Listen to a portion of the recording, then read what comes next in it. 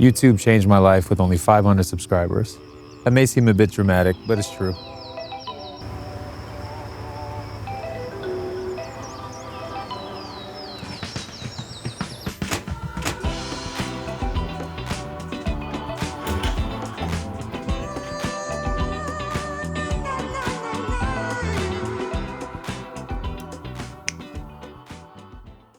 I kept seeing videos like these and was wondering why they were getting so much engagement, especially for small accounts like mine. But after watching some and just diving into the comments, I realized a lot of us have been on the fence about YouTube for a very long time.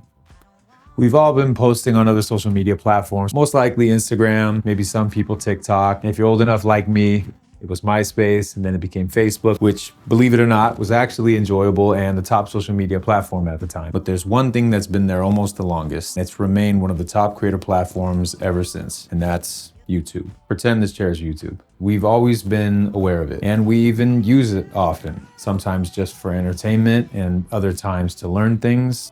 But we never really thought about creating on it. It just seemed like a platform to consume. A lot has changed over the last few years. People seem to crave relatability, authenticity, and honestly, I think they just like hearing from real people. After years and years of influencers and really polished professionals creating on the platform, it just feels like there's more encouragement around just real people telling their story, living their life, just talking about the things that you're doing. And this has all opened the door for many just like you and me who've been waiting on the sidelines. Get it? The door's open. Anyway, tomorrow morning I'm going to talk about how exactly YouTube has changed my life so far.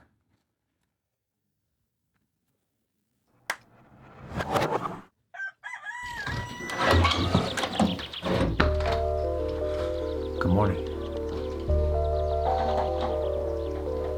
Okay, so back to how YouTube has changed my life so far. Honestly, I do think number 4 is my favorite. I probably should put it at number 1, but I don't feel like rewriting all these. So just at least get to number 4 and then you can leave and do whatever you want. So after thinking about it, there's 4 main ways. The first for me is long form content versus short form content. As I mentioned earlier, I've been posting on Instagram for years. And then over the last 3-ish years on TikTok as well. I've just noticed that I've become less and less interested in short form content. And the main reason for this is the things that I'm interested in: art, painting, filmmaking, acting, all of this stuff that I do. It can take up to weeks to do these things. It can take weeks to do a painting. It can take weeks to do a short film. With short form content, you have to condense everything to a 10 to 30 second window if you really want people to see it. It almost feels frustrating and insulting to the entire process and everything that goes into creating these things to have to then condense it down. I love story, I love process, I love a slow burn. And so it just didn't really match what I wanted to do anymore. Everything that's on short form is based on trends, different trends for video styles, trending sounds, all of these things that if you're not playing that game, if you're not using those things, then your stuff is not really gonna get pushed. And we all know how hard it is even to get your own friends to see your stuff anymore based on the algorithm changes. And so it just started to make less and less sense. Why am I creating on these platforms then? And another huge part of this is that I love shooting in landscape. I've recently become interested in filmmaking. I've been an actor for years, but I've realized I want to create stuff for myself. And so I've been interested in color grading and cameras and just filmmaking in general. And outside of that, even, my paintings can take me weeks at a time or days or at minimum 5 hours. So filming these things in landscape and getting to share them on a platform where people are expecting to watch a, 10-minute video or at minimum a 5-minute video, it just makes more sense for me. The second way that YouTube has sort of changed things for me is there is less pressure. Everybody knows how hard social media is, especially on young people, because it's built around instant gratification. I'm gonna post this thing and I'm hoping that I get X amount of likes and love and give me attention and give me engagement. I'm wanting all of this immediately. And if you post something and it doesn't really pop in 2 hours tops, it's not gonna do very well. Within 24 to 48 hours, almost nobody's gonna see it anymore. So things don't live on very well. And that can be really hard on you psychologically. You can feel like a disappointment, a failure. You can feel discouraged really easily, kind of get down on yourself. Something that I absolutely love about YouTube in comparison is things live on. permanently on here. And here's what I mean. I've posted videos on here, no lie, that in the beginning got maybe up to like 50 or 100 views tops, which I was really happy with. But it took like 5-6 months. Things will eventually find their audience on here. You know, I've had multiple videos have that happen. I still have a bunch that didn't really get a lot of views and still don't have a lot of views, but I have several that have gotten into the 3,000, 5,000. I think I have a couple now over 10,000 views, but it took them many months. But that's my absolute favorite part about it. There's less pressure to upload and get immediacy and get engagement and all this stuff right away. It's more like just share these things and trust that they'll find their audience. The cool part about that is maybe you're talking about something that's pretty niche and not really trendy right now, but maybe in 2 years from now, that becomes a trend. That video is there. Those people are gonna go find that video. It's gonna reach the audience that you initially intended. And I just love that that can happen over a multi-year period. Stuff I posted on Instagram, unless somebody goes digging and scrolls all the way back to, 2 years ago on a post, nobody's gonna see those posts anymore. They're gone. So I just love that there's less pressure to create things that get this instant gratification, and there's more encouragement to just create stuff that you love and enjoy, and eventually just trust that it'll find its audience. And my third is sharing for yourself versus sharing for others. Now, let me explain. And kind of to continue on the previous one, because there's less pressure to create and get instant gratification on this platform, I found that the type of videos that I'm doing, the things I'm talking about, I'm creating because I enjoy them and creating for myself, and I'm exploring things, and I'm posting long videos on process, I'm posting thoughts, opinions, just sharing things that I wouldn't have ever shared on social media. Even if it is a tip or something for other people, I'm creating it because I want to. I've noticed that I got into a really unhealthy habit on Instagram or TikTok where I would get videos with a lot of views. I have multiple with like the hundreds of thousands. But the problem with that was those videos were created for the sole purpose of like, I want these to do well. You know what I mean? I want this video to go viral. I want this video to hit. And I understand the importance and the benefit of that happening, but I was never really creating things that I was interested in. I was just following, I saw something pop off that somebody did for a different subject. Let me create my version of that. Goes back to kind of the trend thing. But the big problem with this is if you're an artist or creator, or you want to be original, or you want to be known for your brand or who you are as a person, you're going to have to be original and create things that everybody else isn't creating. That's what makes people stand out. That's what makes people get known for their thing, whatever their thing is. So if you're just copying everybody else and you're just creating things that you think other people will like and following trends, then there's nothing original about what you're doing. And so I found myself kind of going down this rabbit hole of, I haven't created anything original for myself in months. I haven't painted anything in months because I'm spending so much time just trying to create videos and reels and TikToks that I think will do well. And it's just gotten a really negative headspace where that was kind of my focal point. And a perfect example of that, you've probably seen over the last few years, there's a lot of creators that got famous for following trends or doing things or what have you. I'm not trying to knock anybody, but I'm saying it's pretty obvious who's able to just do things on their own and who depends on copying and duplicating and just following trends and stuff like that. Just found that I love this platform because it does feel like there's a bigger emphasis on authenticity and, trying to create stuff your own way. And I think that's the beauty of it. That's a good thing, not a bad thing. Okay, and then lastly, this is the one that I was not expecting when I started doing this, and when I really thought about how this has gone for me over the last year, most important, and that is growth. But hold on, that doesn't really explain it well. Let me tell you what I mean. If you go right now and you spend 3 hours on TikTok or Instagram, and you spend 3 hours on YouTube, which one of those do you think is going to be more positive and beneficial? My time spent on YouTube is always beneficial. You don't come away from that platform feeling any negativity. When I'm on TikTok or Instagram too long, I may laugh, I may be entertained for a while, all that kind of stuff, but ultimately I end up feeling not great. There's a bunch of negativity on. There's a lot of the comparison game going on there. There's a lot of flexing going on there, and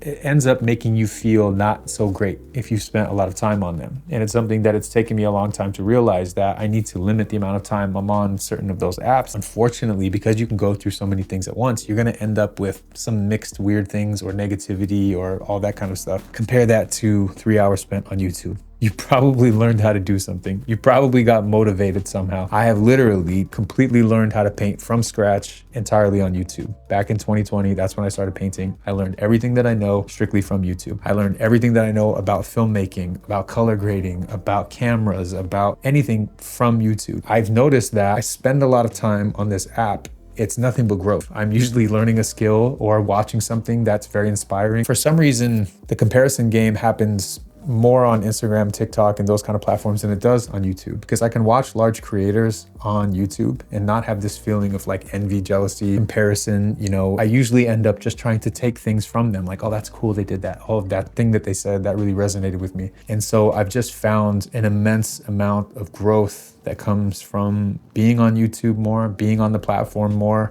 It's just full of positivity for the most part. It's not, you know, it's not perfect. It's made me a better filmmaker, artist, creator in general. It's inspired me to create, inspired me to storytell, and it was just things that I wasn't getting from the other platforms. So it was by far the most unexpected thing, and I think if you start creating on it as well and just spending more time on it, you'll know exactly what I mean. I know I'm rambling a lot. Let me wrap this up for you. Before I jump into some tips, let me explain why the 500 mark was meaningful for me, and maybe you've been in a similar position. I started the channel a few years ago. I think it was 2020. I announced it, and then I had like 30 subs. It was all, I think, all friends. I was excited about it, but I did what most people do when they create a channel is I didn't do much. I posted a few videos. None of them really did well. I think I got like 30 or 40 views. It was like the highest. And because I came from a land of instant gratification, I felt discouraged, and that was it. Stopped posting. So I did this another time where I started kind of creating again, got a little bit more following, but my mindset was still too much on short form content. I wasn't thinking YouTube first. I was thinking other platforms first. And so the outcome wasn't great. I kind of got to the point, like I mentioned earlier, where I was just really frustrated with short form, where things were trending, the algorithm changes. And once I really started deciding that I wanted to start giving myself opportunities for acting and filmmaking, that I was going to create my own stuff, I knew that I had to go all in on YouTube. So I posted this video here where I'm going to upload one YouTube video every week for the next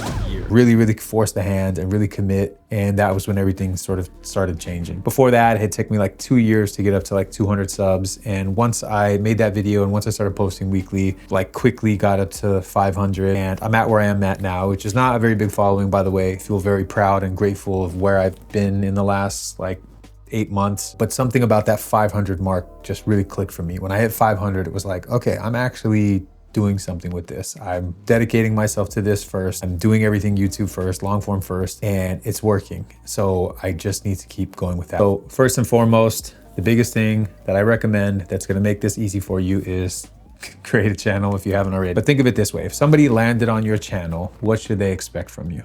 What are you going to be talking about? You have to have some kind of direction or some general thing that you're doing. It doesn't have to be super specific. So in my case, I cover a lot of stuff because I'm into art and I'm into filmmaking. It's very clear when coming to my page that those are the two things that you should be expecting. So figure out what that is. Say that thing is you are a guitar player, just as an example. Now you know that that's kind of what your general channel is going to be. The next thing you're going to do, and I would highly recommend doing this, is come up with 20 different video topics. Just start making videos and uploading them. So if you're a guitar player, your first video could be an intro. Hi everyone, my name's such and such.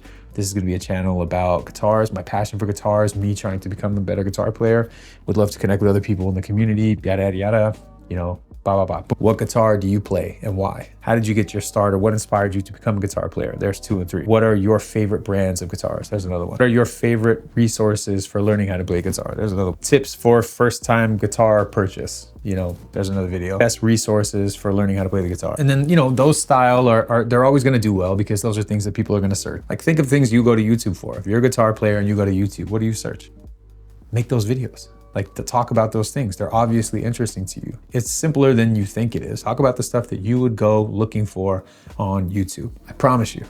You will find an audience, whether small or large, you will find an audience, and you can have more fun with it. And you could post yourself just doing a jam session. You can post yourself learning a song. You can post yourself doing a cover and just have fun. But what's going to happen is all those things I just mentioned, that's already like a dozen. Just post like 20. And what you may find is certain ones do better than the others. Maybe there are certain ones that you have more fun doing than others. But the point is you just need to start uploading, start creating, start getting your mind thinking about how YouTube works compared to all of the stuff that you're used to. And I think what you'll find is that you enjoy it more. I think you'll find that you don't feel that weird pressure of like, I hit upload, you know, is all my friends judging me or all these people judging me? You know, this is stuff that you don't really feel here compared to short form stuff. And then start making videos about stuff that you would go to YouTube looking for.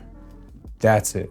I promise you, it's not rocket science. The biggest thing here is do not have a large expectation of anything. Your first many videos, probably won't get a lot of views. I've seen some channels pop off immediately. I'm jealous. That's amazing. What you need to do at this point is just get in the habit of creating. Anyway, I've just wanted to talk about this. I think this is such an interesting thing, you know, for me being it's still inside of my first real year trying to build my new home here on YouTube. So I just wanted to share sort of my thoughts and opinion, because I promise you, I never thought I was gonna create on YouTube. I never thought it was gonna be an interest of mine, and I'm so glad that I experimented with it. So I hope this is helpful to any of you. Cheers to growth, cheers to experimentation and creating on new platforms. And I wish you all the best. If you have any questions, comments, anything like that, just let me know in the comments and I'll give you my opinion or try to get back to you. Holler at me. My face. Does that look like it's me? Idiot. All right, good night.